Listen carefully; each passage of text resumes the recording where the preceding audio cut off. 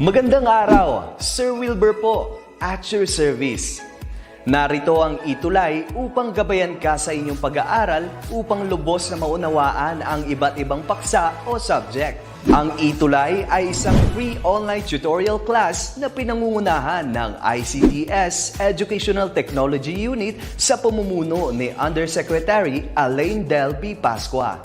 Ang programang ito ay hindi lamang para sa mga bata, kundi ito rin ay magsisilbing gabay sa mga magulang at mga guro kung paano nila ituturo o gagabayan sa bawat asignatura ang kanilang mga anak o mga estudyante. Sa kasalukuyan, ang self-learning module mula sa rehiyon ng Calabarzon at kilala sa tawag na pivot ang ginagamit sa ating ETUlay online class. Kaya ano pang hinihintay ninyo? Ihanda na ang inyong mga ballpen o lapis, papel o kwaderno at samahan kaming itulay ang pagkatuto para sa bawat batang Pilipino. Sama-sama tayong magtutulungan para malampasan ang mga hamon sa panahong ito. Halina't matuto kasama ang inyong online tutor sa oras na ito.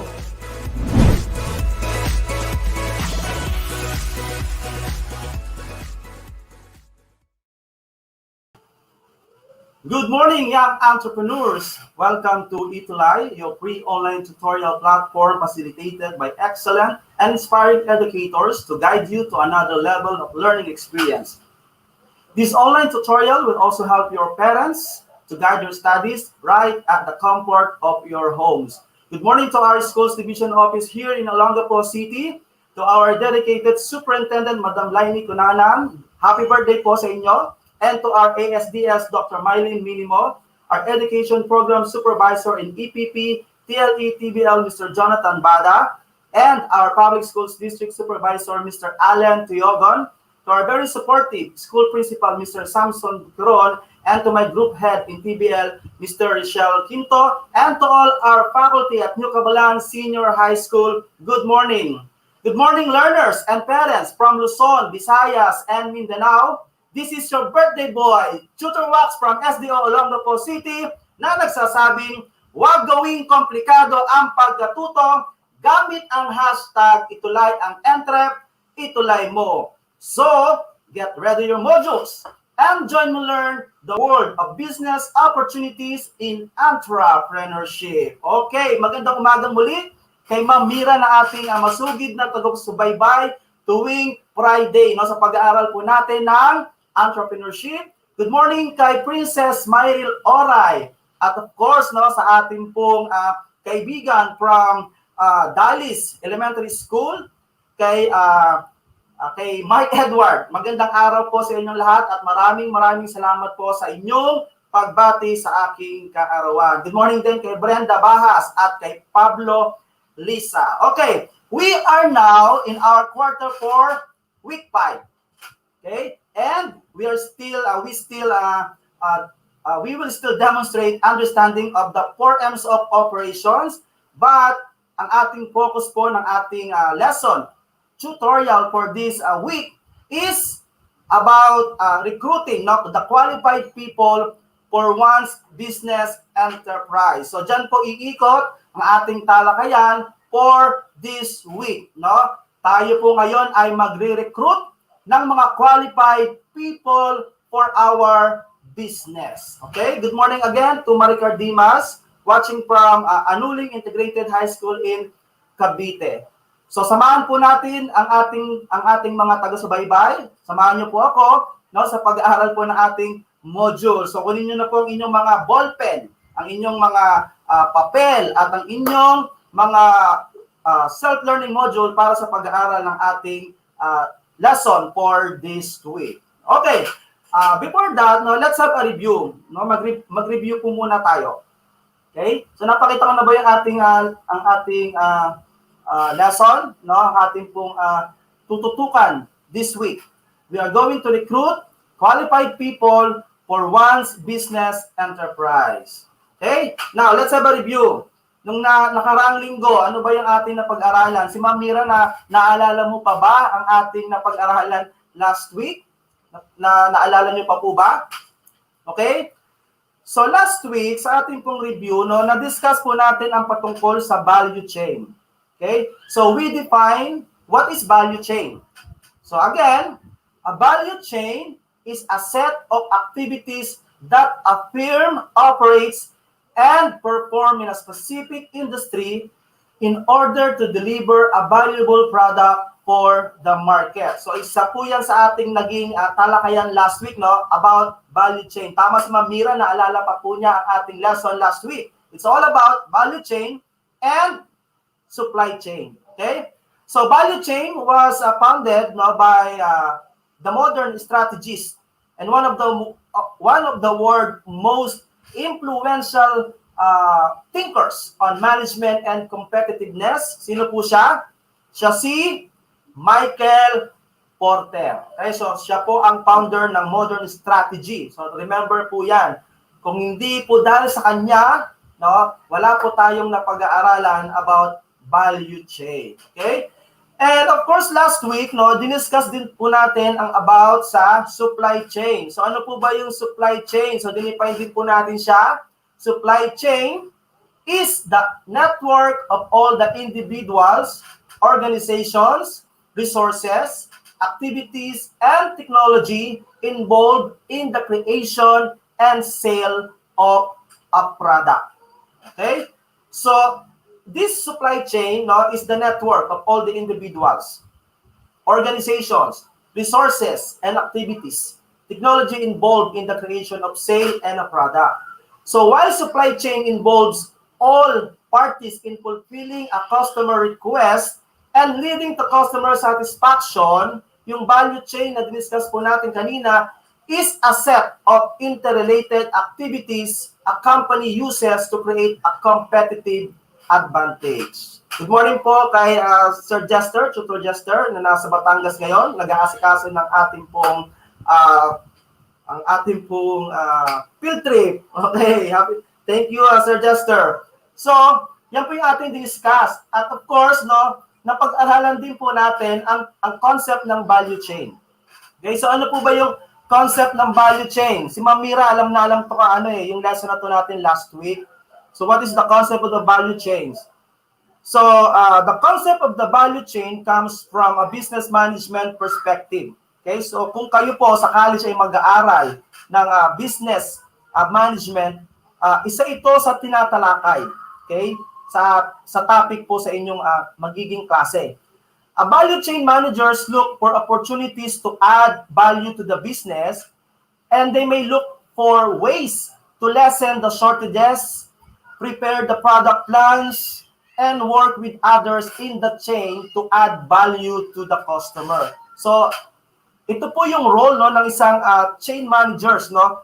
He has to look, or he or she has to look for opportunities to add value to their business. And an example of that is an analysis of a value chain for a manufacturing firm. So, na-discuss po natin po siya, no? Ano-ano po yung primary activities na ginagawa po natin with the value chain analysis. Una-una, yung tinatawag na inbound logistics. Okay? We have the operations, the outbound logistics, marketing and sales, and the service. So yan po yung primary activities ng value chain, no? Sa case po ng isang manufacturing firms. And the support activities with the value chain concept are procurement, technology development, human resource management, and firm infrastructure. Okay?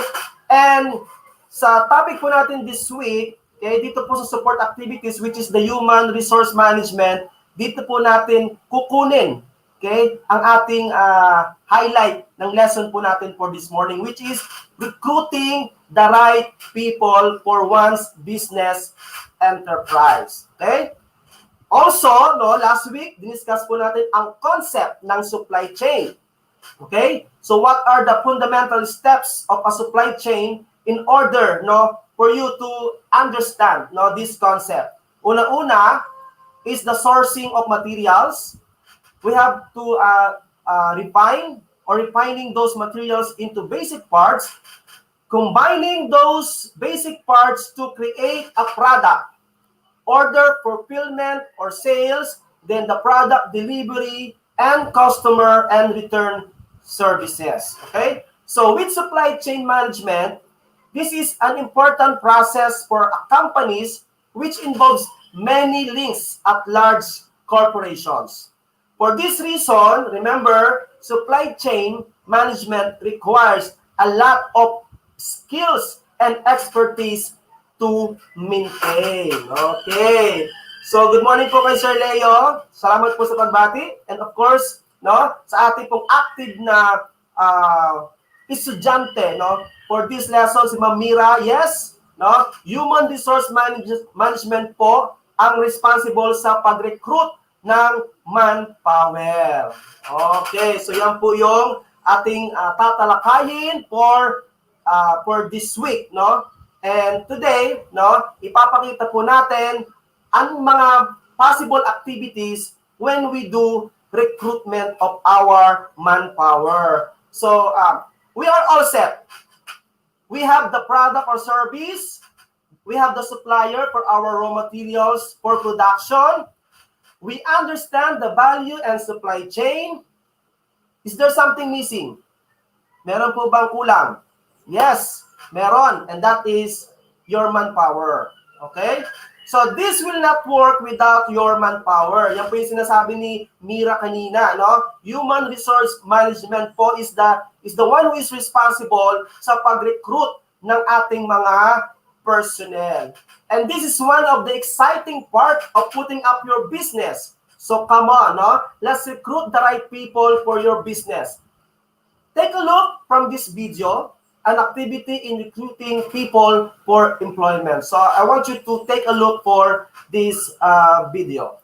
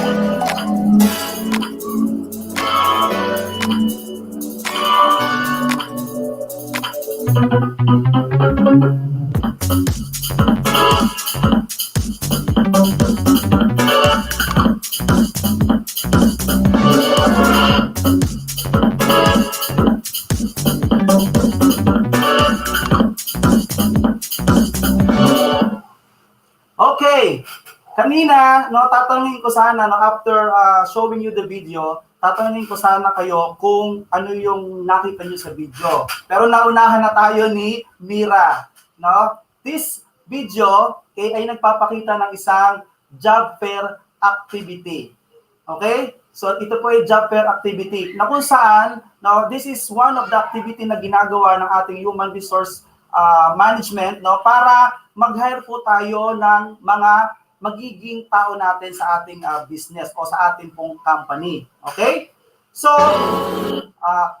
palawakin pa natin, no? Why do we need to recruit the right people for our business? Okay? So, to recruit the right people is getting harder and harder. Companies today are growing bigger in quality and in quantity.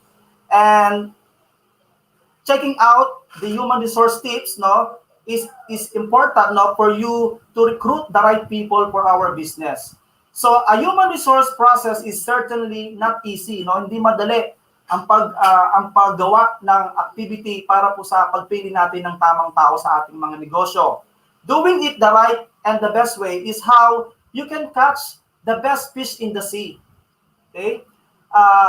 Surely, you don't want to waste time, efforts, and money by choosing the less suitable people for the jobs you offer. And you don't want to waste anyone else too, no? Ang hirap naman, no, tayo pipili ng tao, mag-a-accel lang po tayo ng time, mag-a-accel lang po tayo ng pera, pero maling tao pala ang ating makukuha.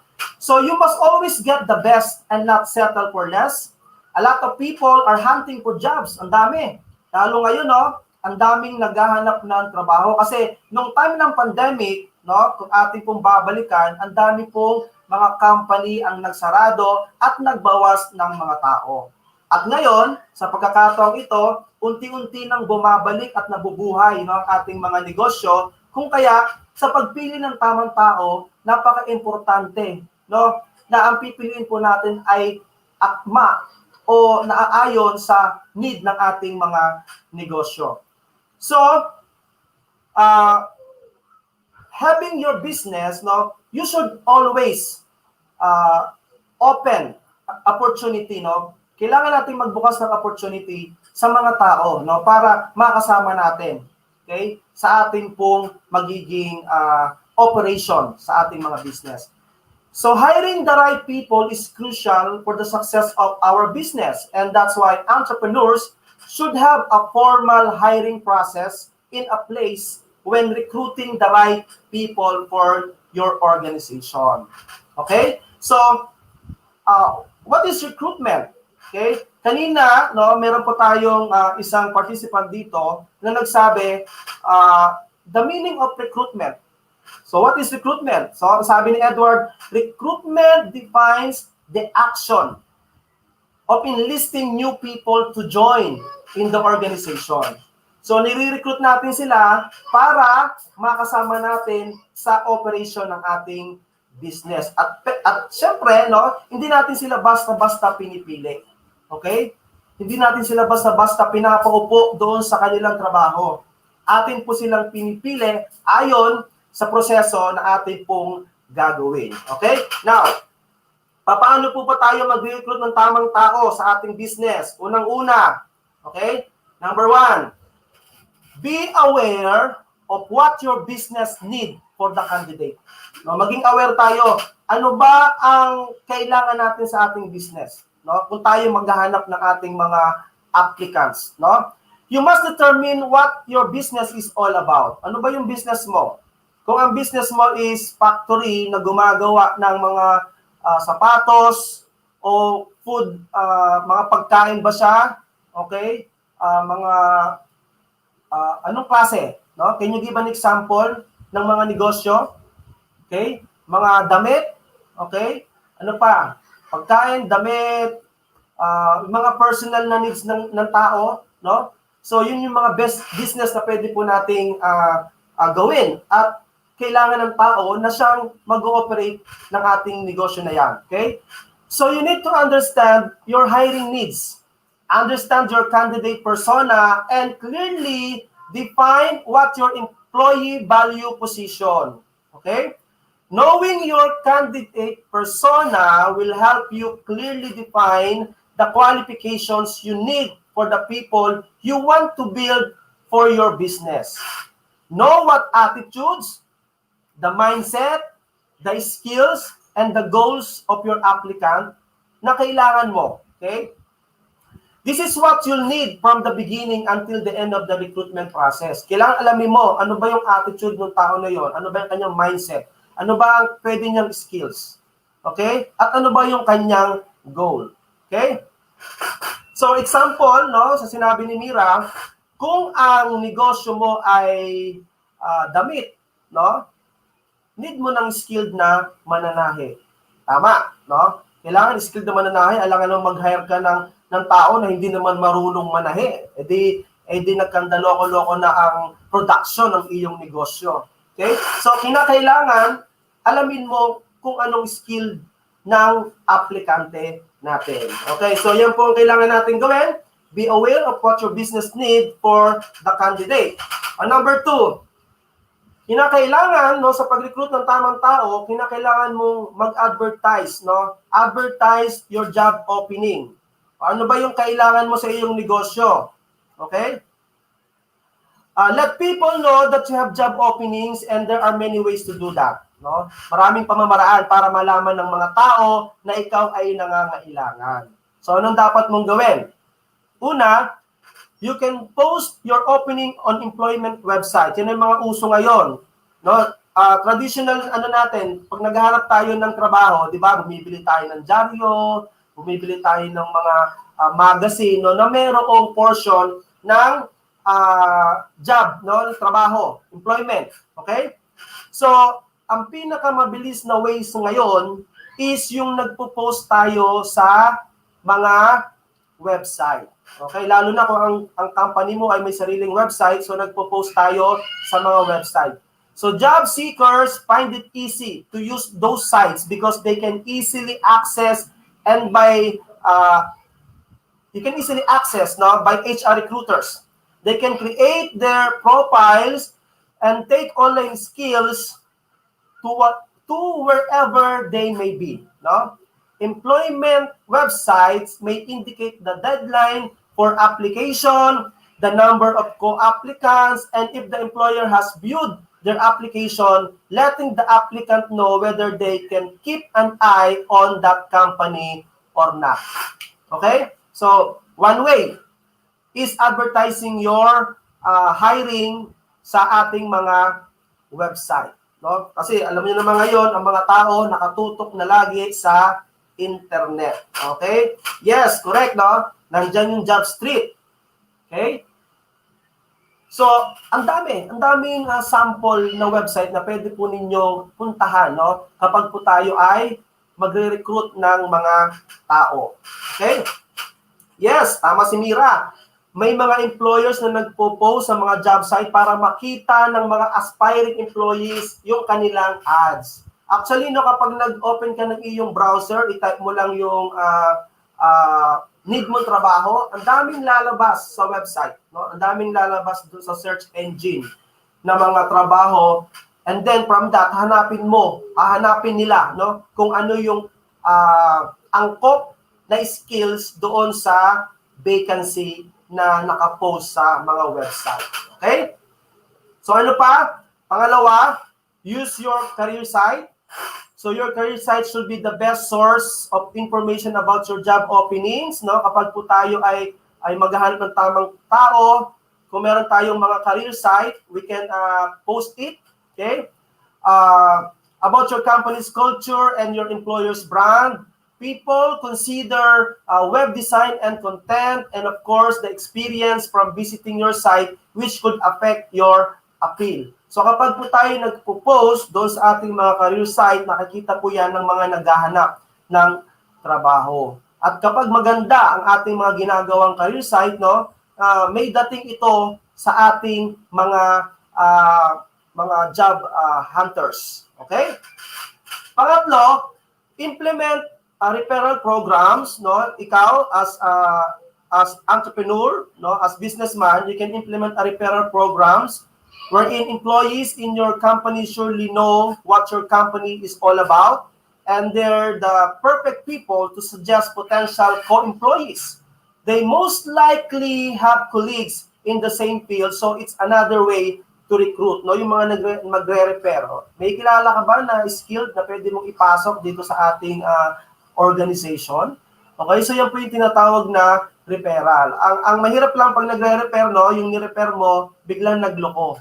Okay? So, when we are referring a certain person sa ating pong organization, make sure na kanina, no, nabanggit po natin, alam mo yung attitude niya, okay? Meron ba siyang mindset, may goal ba siya, may skills ba siya. Okay? Para hindi ka rin naman mapahiya. Okay, what else? Pang-apat, by joining a job fair or conduct a career day, kanina na ipakita natin sa video, in our school at New Cabalan Senior High School, when we do our entrepreneurship, no, culminating activity and work immersion, no, we conduct job fair, no, to give opportunities sa mga naghahanap ng trabaho. Okay?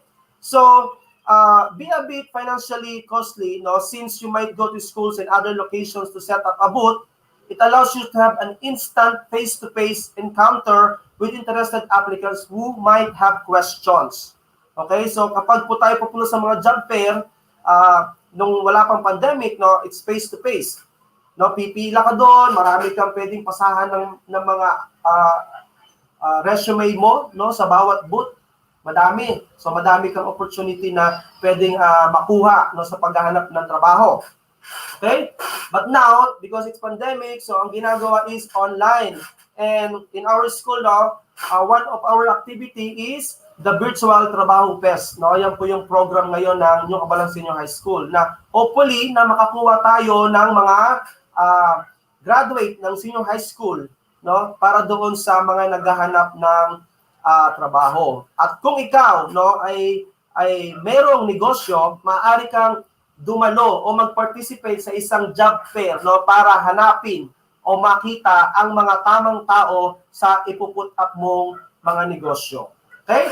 Panglima, contact potential applicants from your talent pool. So kung meron ka nang nakolekta ng mga resume, no, meron ka ng history, okay? May database ka na ng mga applicants mo, you can contact, no, the potential applicants from your talent pools, no? You can inform them from your job past posting and see if they're available or still interested for the position, no, sa inyong vacancy ng inyong pong company. Okay? So pang-anim, no, you can also post it where people are, no, katulad ng sinabi ko kanina, meron po tayong social media. Okay? Nagkalat na sa social media, ang dali-dali na mag-post doon. Kung naghahanap ng trabaho, pwede po tayong mag-post doon. Pero make sure na ang ating pong pinupuntahan ng mga social media, no, ay talaga namang mapapagkakatiwalaan. Okay? So that is how we recruit, no, the right people. We have to create a specific job post. So kapag po tayo ay magpo-post ng ating mga need, no, for people na i-recruit po natin, make sure na you have the specific job posting, no? Dapat legit, no? Tama si Mira. So wherever you promote your job opening, make sure that you give the complete, correct, and specific information, no? Kinakailangan talagang detalyado ang information na ibibigay mo para hindi naman maguluhan yung ating naghahanap. Kasi minsan, pag may maghahanap, kahit na ano, no, kahit na ano yung sasabihin niya. Pero kapag nakita na natin doon sa description, nakita na ng mga job hunters ang description mo, kasi specific, at meron sila ng skills, no, doon sa pinost mo, then possible na sila po ay mag-apply dyan. Okay? So, answer all possible questions of job seekers like the degree finish required, ano yung job responsibilities, ano yung mga personality traits na kailangan mo, yung working hours, yung mga benepisyo, the location, and the salary range. No? Be specific as this will help you eliminate candidates who are not a good fit for your company. Okay? So, these are an example of a job description, no, a structure, a job description. Okay? Yung title, merong role of summary, merong duties and responsibilities, at merong qualification and skills. Okay? Panglima, kanina pa lang, nabanggit ko na, no, structure your job interview. Pang-apat pa pala, structure your job interview. So every successful recruitment strategy has a well-planned and structured interview process. You may find a set of achievements, experiences, skills, no, yung mga seminars attended and such, but there's always something greater beyond the resume.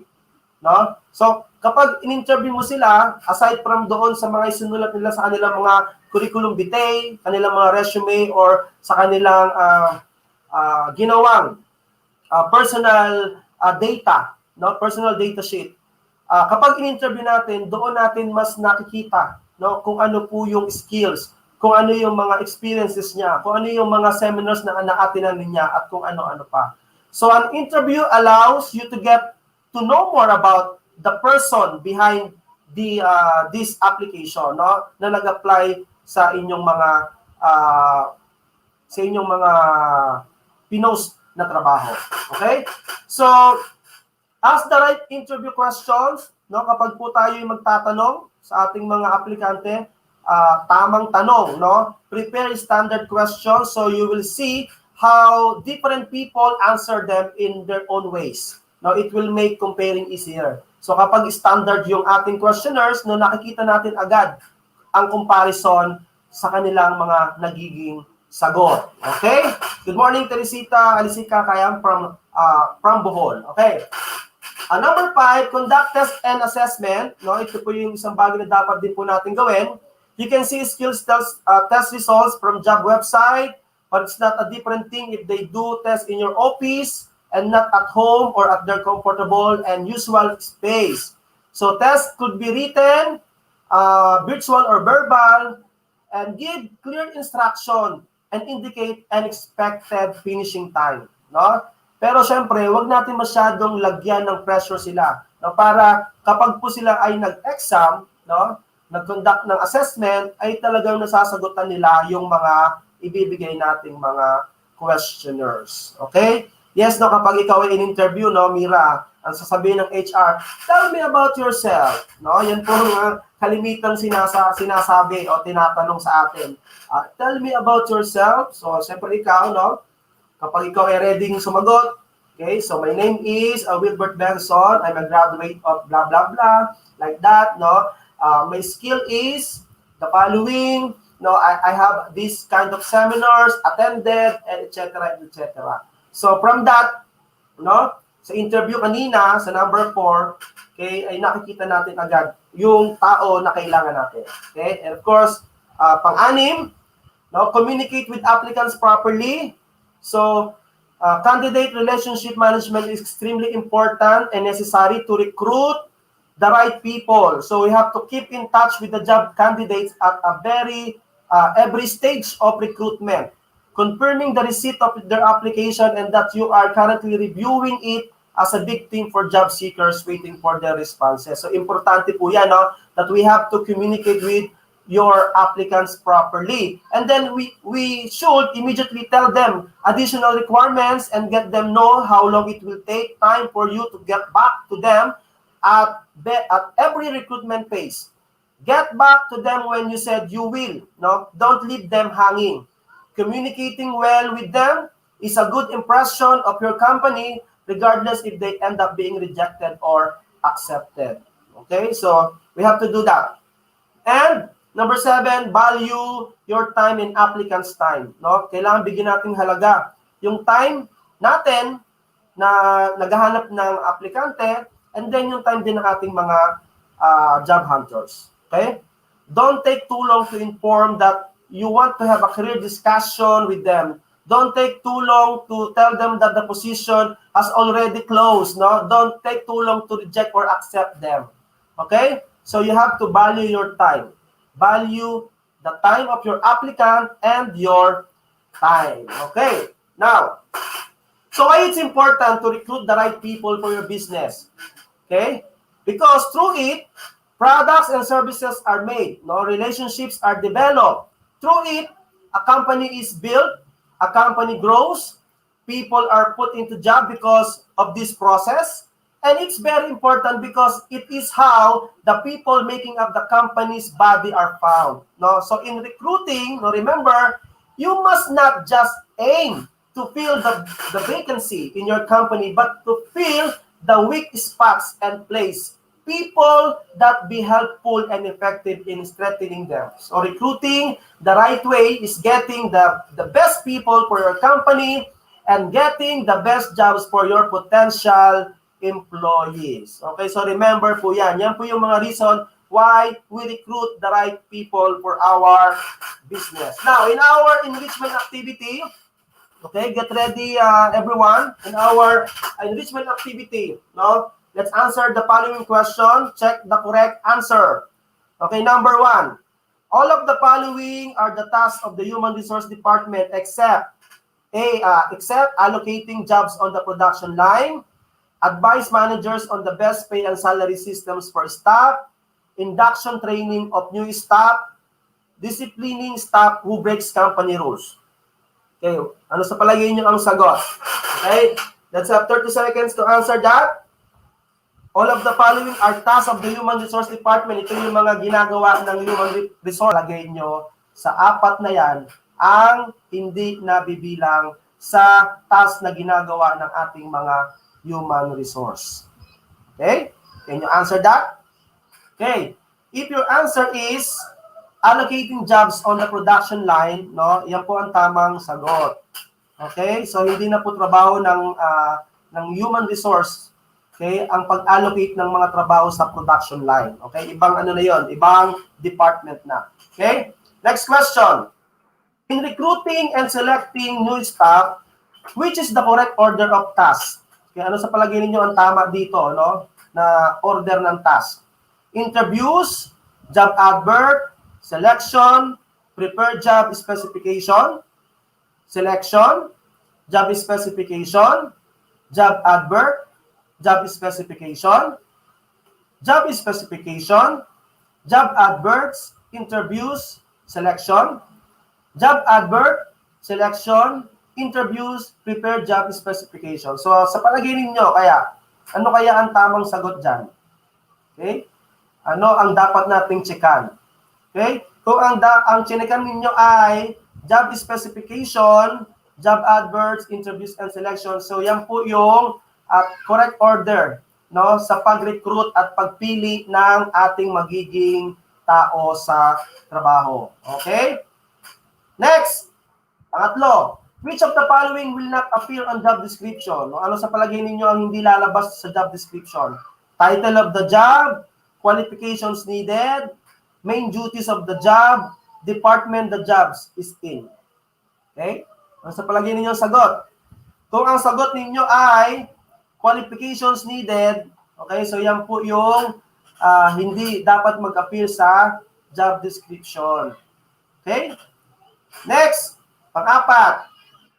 When advertising a job vacancy, it is usual to include all of the following information except the wage rate for the job, the name of the chief executive, duties to be carried out by the person appointed, or conditions of employment. No, ano sa palagay nyo?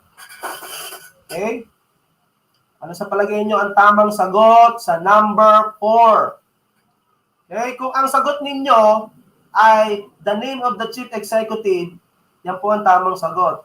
So kapag po tayo nag-advertise ng mga vacancy, hindi na kailangan na isama ang pangalan ng chief executive. Okay? Very good, Mira. You're correct. Last question. All of the following methods are likely to be used to help select a new worker except. So lahat to method, pero alin dito yung hindi dapat gamitin, no, sa pagpili ng new worker natin. Okay? Asking them to write their own reference, asking for a curriculum vitae, interviewing the applicants, or asking all applicants to perform tests to check ability. Okay? So ano sa palagay ninyo? Number 5. Ang tamang sagot with that. Ito ay mga methods, no, na ginagawa, no, pero alin dito ang hindi, no, sa pagpili ng bagong worker natin sa trabaho. Okay, kung ang sagot ninyo ay asking them to write their own reference, so yan po ang tamang sagot. To write their own reference. Okay, so that is the lesson for this week. Okay, we're almost done, no, kasi malapit na matapos ang ating klase. So I hope that everyone is enjoying, no, sa ating pong dinidiscuss every Friday, no, because Friday is Business Friday. So samahan po natin patuloy ang ating mga online tutor sa ating pong lesson every Friday. Okay, so again, ito po ang inyong birthday boy from SDO Olongapo City. Salamat sa mga bumate. This is Tutor Wax. Good morning and have a nice weekend to all. Maraming salamat, Ma'am Mira, at sa lahat po na naging participants natin for today. Keep safe, keep smiling, it will change the world. Salamat po. Bye-bye.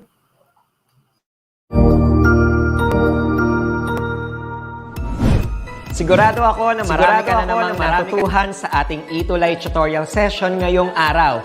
Tandaan, ito ay hindi lamang para sa ating mga mag-aaral, kundi pati rin sa ating mga minamahal na guro at mga magulang na kaagapay natin para maituloy ang pagkatuto sa kabila ng nararanasang pandemya. Patuloy ding sumubaybay sa DepEd TV para sa mga araling ginawang video episodes. Mapapanood ito mula Lunes hanggang Sabado, alas 7 ng umaga hanggang alas 7 ng gabi sa inyong mga telebisyon. Abangan sa Lunes mula 1:00 ng tanghali ang iba pang aralin sa ating ETUlay free online tutorial session sa Science. I-like and subscribe at manatiling nakasubaybay sa ating ETUlay tutorial session sa DepEd Edtech Unit FB page at Educational Technology Unit channel sa YouTube at sa DepEd Tayo at DepEd Philippines social media accounts. Paalam!